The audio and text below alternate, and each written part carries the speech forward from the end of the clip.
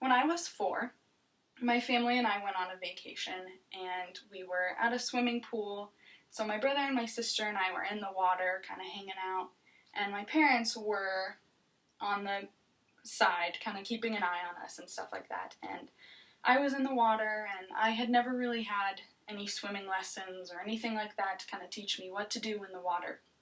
And so eventually I started to drown, and I was kind of bopping up and down in the water, gasping for air. And my dad was trying to get my sister's attention, but she was preoccupied and not really following exactly what he was saying to her. And so eventually my dad had to dive in the water, fully clothed, and kind of save me from any further damage or tragedy. And so ever since that moment in my life, I've been afraid of swimming, and I've never really gotten the hang of swimming. I've been too scared to really pursue it very much, and so I avoid swimming pools and anything like that as much as possible. So like me, hundreds of children are at risk of drowning because they've not had the proper swimming lessons.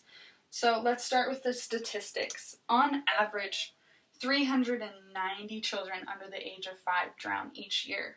And so if we want to kind of put that in perspective and see what it looks like, that is 15 preschool classrooms that are drowning each year.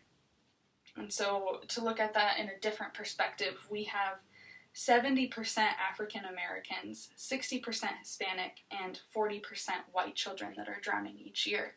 So you can kind of see that that's a big spectrum, and it's all children that are struggling with this tragedy. And so we can also see here that the drowning-related fatalities, we have 85% of drowning is unintentional. 9% is suicide, 2% is homicide, and 4% is undetermined intent. And so 85% is a big number, and unintentional can often mean that these children are drowning because they're not getting the proper swimming lessons. And so if we can get those swimming lessons and teach them how to swim, we can decrease this huge 85%. So,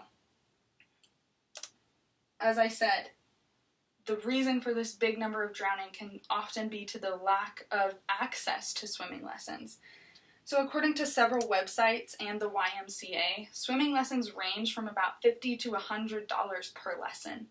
And that's an expensive amount, and not a lot of families are willing to or can pay for this big amount of money.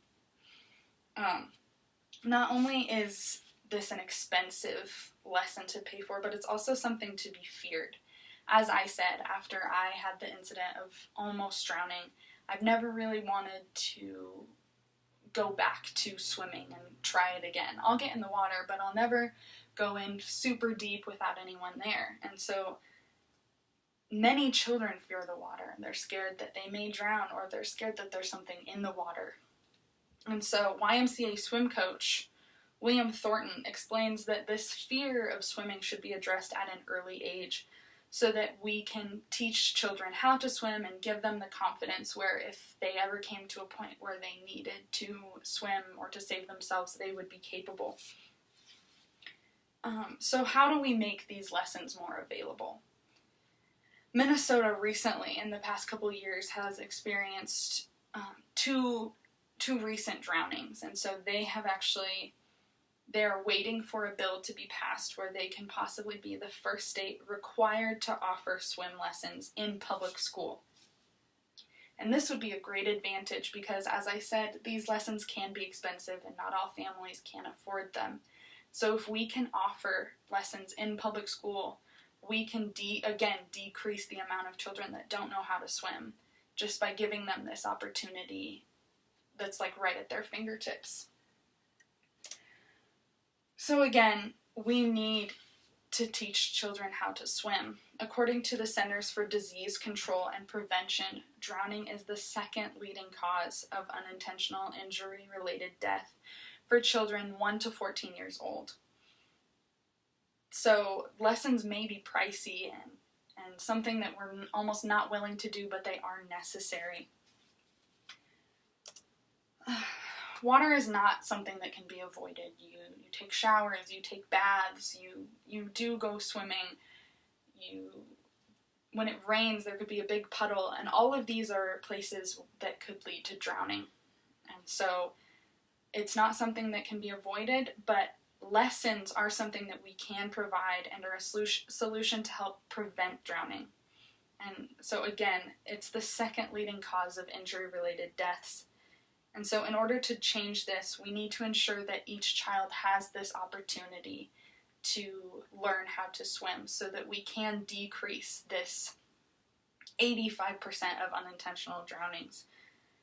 So if we can make this change, we can change the second leading cause of death. So this tragedy can be avoided if we get our children in swimming lessons, whether that means we pay for the lessons or we apply to have a bill passed where every public school is required to offer these lessons. Either way, we have to have children learning how to swim. Thank you.